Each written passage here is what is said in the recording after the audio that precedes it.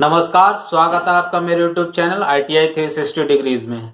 आज इस वीडियो के माध्यम से स्टडी करने वाले हैं बहुत ही मुख्य टूल स्क्राइबर के बारे में। दोस्तों, यदि आपने मेरे पिछले वीडियोस ना देखे हो जो कि महत्वपूर्ण टॉपिक्स थे बी ब्लॉक और सरफेस प्लेट पे, तो उसे अवश्य देख ले, क्योंकि परीक्षाओं में उससे बहुत ज्यादा क्वेश्चन पूछे जाते हैं। उससे काफी आपको जानकारी प्राप्त होगी। आज हम इस वीडियो के माध्यम से इन बिंदुओं पर चर्चा करेंगे। स्क्राइबर का कार्य, स्क्राइबर किस धातु का बना होता है, स्क्राइबर की संरचना, स्क्राइबर के प्रकार और स्क्राइबर को प्रयोग करते समय कौन कौन सी सावधानियां रखनी चाहिए। दोस्तों, मैंने अपने पिछले वीडियो में आप लोगों से कुछ सजेशन मांगे थे, जिसमें कि मैंने कहा था कि मेरे वीडियो या पढ़ाने के स्किल में कौन कौन से इंप्रूवमेंट्स मैं कर सकता हूं। तो काफी लोगों को मेरे पास सजेशन आया है। मैं वीडियो के अंत में एक बार उसे आपसे के साथ शेयर करना चाहूंगा, बताना चाहूंगा। तो मेरे साथ इस वीडियो के अंत तक बने रहिए। आइए स्टार्ट करते हैं।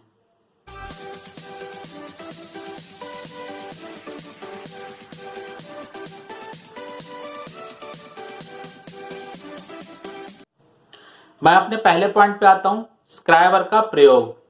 तो जिस प्रकार कॉपी पर रेखाएं खींचने के लिए पेन या पेंसिल का प्रयोग किया जाता है, उसी प्रकार कार्यशाला में जॉब पर रेखाएं खींचने के लिए स्क्राइबर का प्रयोग किया जाता है।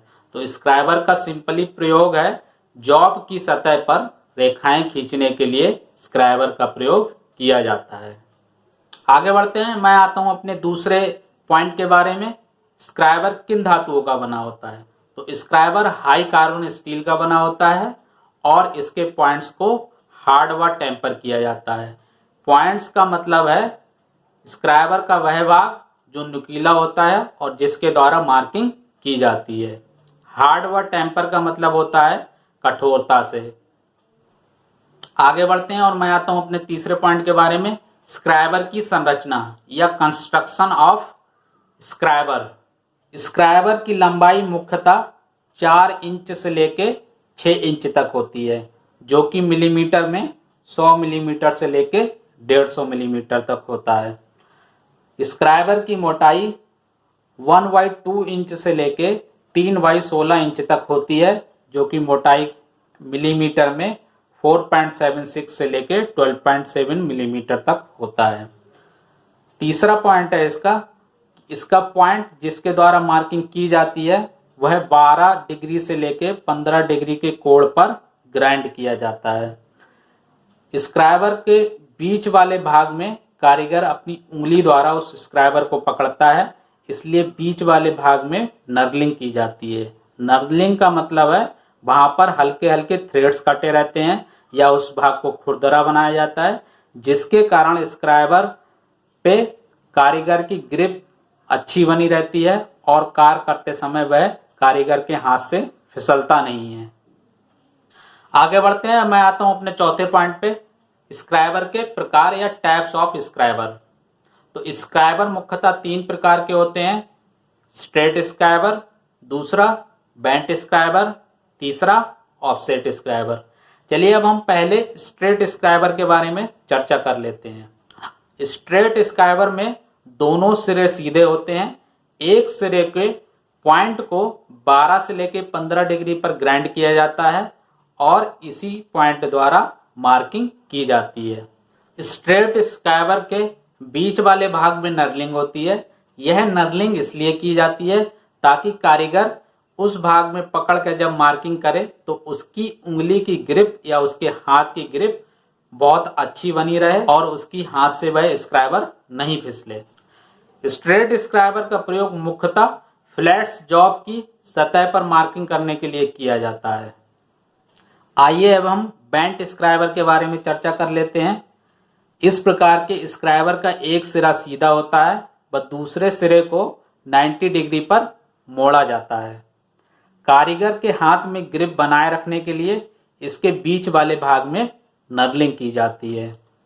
यह मुख्यतः सरफेस गेज के साथ प्रयोग किया जाता है। जब सरफेस गेज द्वारा मार्किंग की जाती है तो सरफेस गेज में बेंट स्क्राइबर को लगाया जाता है और इसी के द्वारा मार्किंग की जाती है।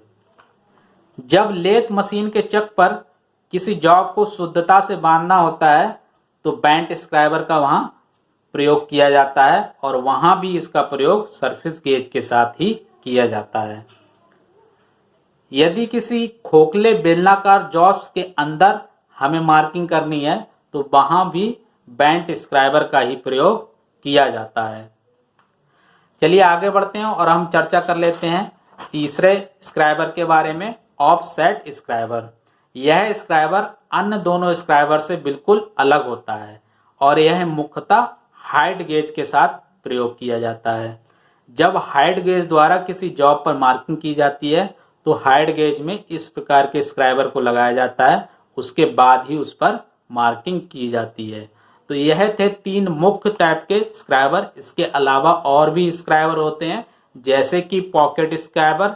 इस प्रकार के स्क्राइबर को हम अपने पॉकेट में रख सकते हैं। इसके टिप पर एक कैप लगी होती है, उस कैप को लगा के ही हम इसे जेब में रखते हैं या पॉकेट में रखते हैं।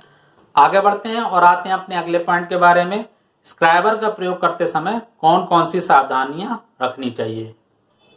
पहली सावधानी है, स्क्राइबर का प्रयोग करने से पहले उसे अच्छे से साफ कपड़े से, सूखे कपड़े से पोंछ लेना चाहिए, क्योंकि यदि उसमें ग्रीस लगा रह गया तो प्रयोग करते समय वह हाथ से फिसल सकता है। दूसरी सावधानी है, स्क्राइबर को कभी भी गिराना नहीं चाहिए क्योंकि उसका पॉइंट है वो खराब हो जाएगा। तीसरा पॉइंट है, स्क्राइबर द्वारा एक ही बार में लाइन खींचनी चाहिए, क्योंकि यदि हम 2 बार में खींचेंगे तो लाइन ओवरलैप हो सकती हैं या मिसमैच हो सकती हैं और बाद में हमें यह पता लगाना मुश्किल हो जाएगा कि कौन सी लाइन है वो सही मार्क की गई है, कौन सी गलत मार्क की गई है। और स्क्राइबर द्वारा खींची गई लाइन को हम मिटा नहीं सकते हैं, उसको हमें ग्राइंड ही करना पड़ता है।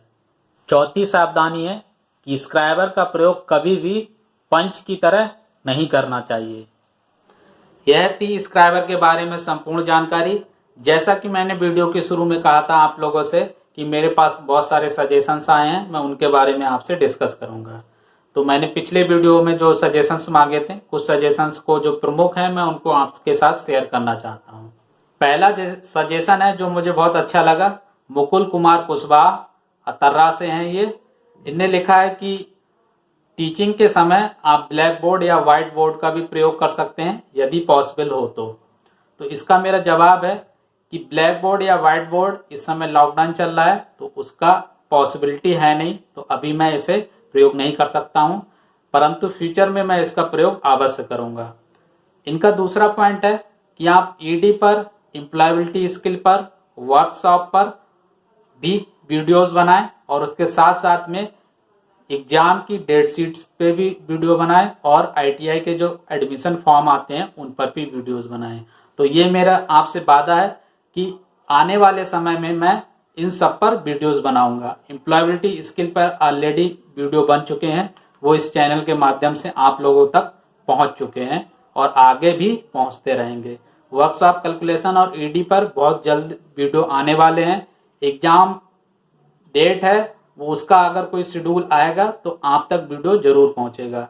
आईटीआई के फॉर्म जब भी निकलेंगे तो उसके वीडियोस आप तक जरूर पहुंचेंगे। उसके बाद सुरेंद्र कुमार अतर्रा से और अश्विनी कुमार बबेरू से, ये लोग मेरी टीचिंग स्किल को लेकर और वीडियो बनाने की स्किल को लेकर प्रशंसा कर रहे हैं, तो इनका भी बहुत बहुत धन्यवाद। दोस्तों ये थे मेरे कुछ प्रमुख सजेशंस जो मुझे मिले। आप लोगों का बहुत बहुत धन्यवाद। ऐसे ही हम लोगों को सजेशन देते रहिए ताकि हम अपने वीडियो बनाने की स्किल में या फिर टीचिंग की स्किल में इम्प्रूवमेंट्स कर सकें। आपका बहुत बहुत धन्यवाद। दोस्तों इसके साथ ही मैं आपको बताऊंगा कि अप्रेंटिसशिप का फॉर्म कैसे भरें, अप्रेंटिसशिप अपने डिस्ट्रिक्ट से कैसे करें या फिर बड़ी बड़ी कंपनियों में अप्रेंटिसशिप के लिए कैसे अप्लाई करें। इन सब पर भी मैं आपको वीडियो बनाऊंगा और आप तक पहुंचाऊंगा। तो यदि आपने मेरे चैनल को सब्सक्राइब नहीं किया है तो मेरे चैनल को सब्सक्राइब करिए और ऐसे ही इंफॉर्मेटिव वीडियो आप तक पहुंचते रहेंगे, ये मेरा वादा है। बहुत बहुत धन्यवाद।